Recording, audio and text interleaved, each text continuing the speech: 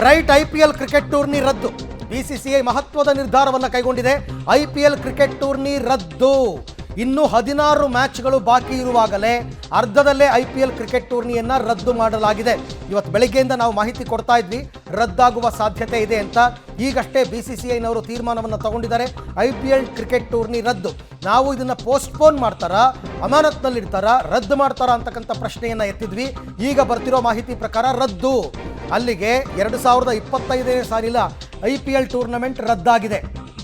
ಈ ಬಾರಿಯ ಚಾಂಪಿಯನ್ ಯಾರು, ಅದು ಇದು ಏನೂ ಇಲ್ಲ.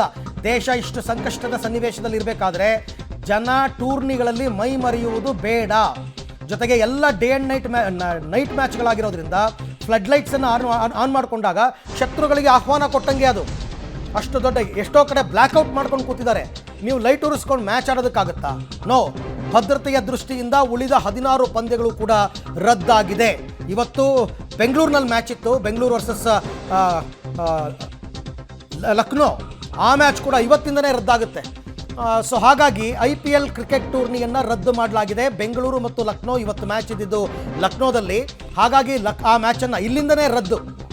ಸೊ ಇನ್ನು ಕ್ರಿಕೆಟ್ ಪ್ರಿಯರಿಗೆ ನಿರಾಸೆ ಅಂತಕ್ಕಂಥದ್ದನ್ನು ನಾನು ಹೇಳಲ್ಲ, ಯಾಕೆಂದರೆ ಎಲ್ಲದಕ್ಕಿಂತ ಹೆಚ್ಚು ದೇಶದ ಭದ್ರತೆ. ಹಾಗಾಗಿ ಈ ಸರ್ತಿ ಕ್ರಿಕೆಟ್ ಟೂರ್ನಿ ಮುಕ್ತಾಯ ಆಯಿತು, IPL ಟೂರ್ನಿ ಮುಕ್ತಾಯ ಆಯಿತು. ಮತ್ತಷ್ಟು ಮಾಹಿತಿಯನ್ನು ಕೊಡ್ತಾ ಹೋಗ್ತೀವಿ ಒಂದು ವಿರಾಮದ ನಂತರ.